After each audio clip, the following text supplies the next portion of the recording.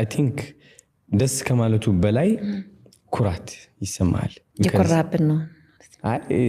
በቃ just በውስጤ ነው የሰራሁበት ነገር ስለሆነ ያለምኩት ነገር ስለሆነ so በጣም ደስታና ኩራት ይሰማኛል በራሴ ያቀድከው ነገር ነው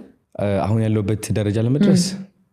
ያቀድኩት ነገር ነው በምን መንገድ መሆኑ ኤግዛክትሊ አላወቅኩትም ግን እኔ ትልቅ ደረጃ መድረስ ፈልጋለሁ የሚለው ሁሌም ህልሙ አላማው ነበር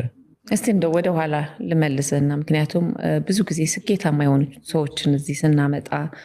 ኢንተርቪው ሲደረጉ መጀመሪያ የምናስበው ያው ስኬታቸውን ነው የምናየውና አመጣጣቸው ደግሞ ዋናው ፋውንዴሽኑ እዛ ላይ ነው ያለው አይደል ከስር መሰረቱ ነው አንድ ነገር የሚሰራው ብዬ ስለማስብ ትንሹን አዶናይ ቀኝት አድርገን እንምጣ የተወለደ አደገ አዶናይስ በልጅነቱ ምን አይነት ልጅ ነበር የተወለድኩት መቀሌ ነው ያደግኩትም መቀሌ ክረምት ብቻ ነበር ወደ አዲስ አበባ መጣ ነበር I think አማርኛ የቻልኩትም በዛ ምክንያት ነው ኦኬ ወደ አያቴ መጣ ነበር ሁሌ በጣም ደስ ይለኝ ነበር ወደዚህ ስመጣ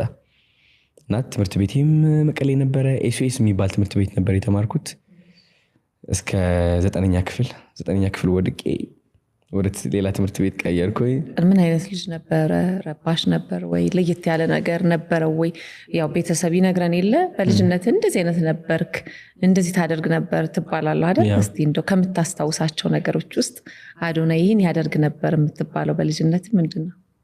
አዶናይ እብድ ነበር በጣም ከምታስቢው በላይ ደግሞ የሰው ትኩረት በጣም ይወድ ነበር የእውነት ለምን እንደሆነ አላውቅም ግን ሱፍ ማድረግ ወድ ነበር ከልጅነት ጀምሮ ሱፍ እየለበስኩኝ ያልተጠራውበት ድግስ ቤት ገብቼ ምናምን ቁርጥ በላ ነበር እንዴ ያ እንግዲህ ድንኳን ሰበራ ማለት ነው በቃ በኃይለኛው ቀጠሮ ይዤ ጓደኞቼ ምናምን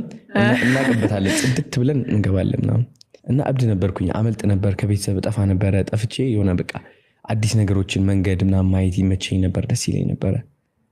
ነፃነት ነበረኝ በጣም ቤተሰብስ እንደው ምን ይላል የሚቸገርበት ነገር ነበር እኔ ማሯሯጥ በቃ ስራቸው አንድ ቀን አስታውሳለሁ ከአክሱም ሆቴል የሚባል ነበርና ከዛ ጠፍቼ ነው እንግዲህ በቃ ቤተሰብ ሙሉ ቀውጥ ያድርገውታል በቃ ድግስ ቤት እየገቡ መሬት ነው ቼክ የሚያደርጉት እንኬዝ ወድቄና የሚሆነው ቦታ ከዛ መንገድ ላይ ፋዘር እየነዳ እየፈልገኝ መንገድ ላይ እየተራመድኩኝ ሱፍ አድርጌ ነው አይስክሬም እየላስኩኝ ነው